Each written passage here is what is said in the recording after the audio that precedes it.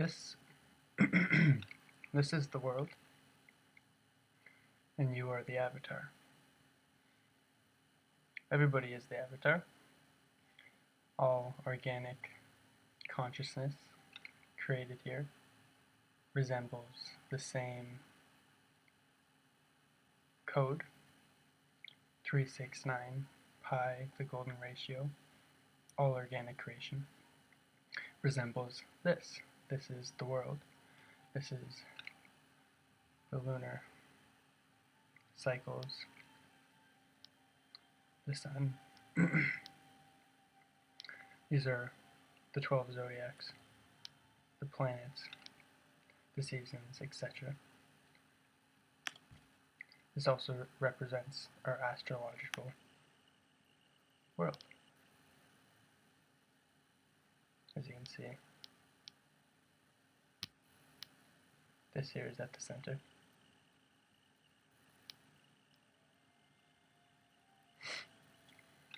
This is a television show called Avatar: The Last Airbender. As you might be aware of, you are the avatar, we are the avatar. Organic creation is the avatar, working with natural forces of dark and light, yin and yang, good and evil. And as everything resembles duality on this plane that we live within, this organic realm of existence, the greatest story ever told, there are cycles that we learn to balance yourself with. The yang to empower the yin, the light to discover what's dwelling in the darkness, and the darkness to dwell on what you've discovered in the light. But at the center of it all sprouts our true purpose here. What can restart the imbalance of yang to yin, of negative to positive? And consciousness has complete free will over this decision, where we all can come together and organize our intelligence and our creativity and our leadership and our experiences to the very center of it all. This is all in this television show. This is in Korra, the second series, where she can travel to the center of the world, this spirit realm, this center between the spirit world and the physical world, by either the North Pole or the South Pole on the external material plane. And at the center is the spiritual tree of life. As you can see, it is dying. It's not very powerful. But every now and then, when the stars align, harmonic convergence is what they call it. Every 1,000 years, yin and yang meet at the center of all being, and they fight for the fate of the next 10 or 1,000 years, I can't remember. This is all explained in this television show. And as this is our fate, as the origin source of purity in this world and righteousness that we all believe ourselves to be, this is also my fate, her fate, his fate, our fate. We are the archetypal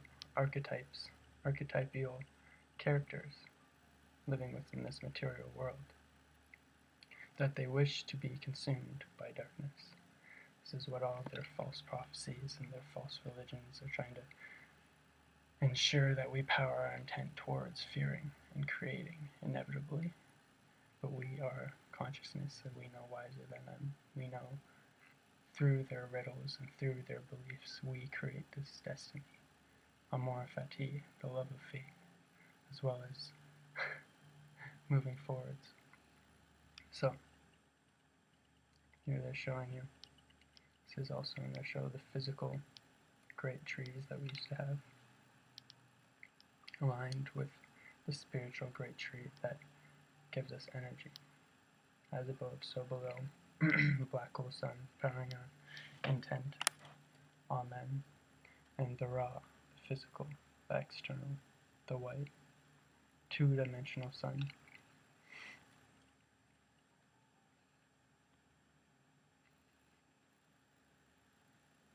As you can see, as in the other Avatar story, the one with the blue people, James Cameron, they come and they invade these beautiful sources of primal energy we used to have, which kept us strong and connected to our roots, unstoppable.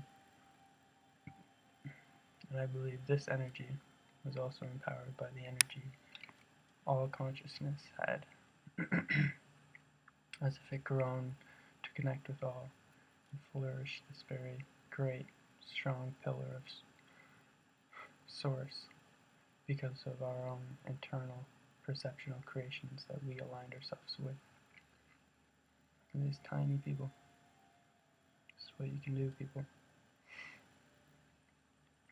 And as this is a Norse depiction of our world, as you can see the snake eating its tail, if you look closely enough, there's tiny little mountains within all this greenery right here, surrounded by the South Pole. Okay.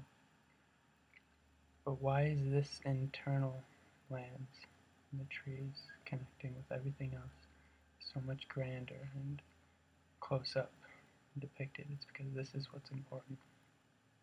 Your lives will be lost eating your own tail, running around and around and around the imaginary globe.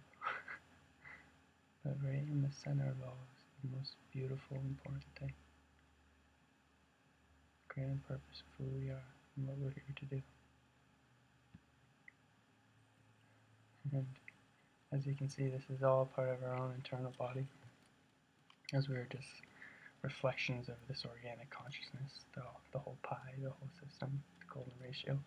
This is the exact same thing that's inside of you, in a different noodle body, fractalized, egotistical, dualism manner. But this is the nature of things. And you have, as well as the yin and yang to deal with, internally, perceptually, free will, you have these elements, more fractalized, that help create the external world, but are also part of your internal creations within the world. And you are the fifth element, ether, spirit, God, all, this one source, all that is. So fire, earth, air, and water. These are elements that are also divided between the 12 zodiacal signs. Zodiacal, don't know if that's a real word. Depending on when your consciousness, the light of your mother and father, came into being within this external world, and they came together and they put their lights together to make their ancestral DNAs combine and expand the tree of life's roots, tree of time. Your consciousness came into being, connecting you and your roots to all the ancestors behind you. Okay? Connecting us all, as you can see.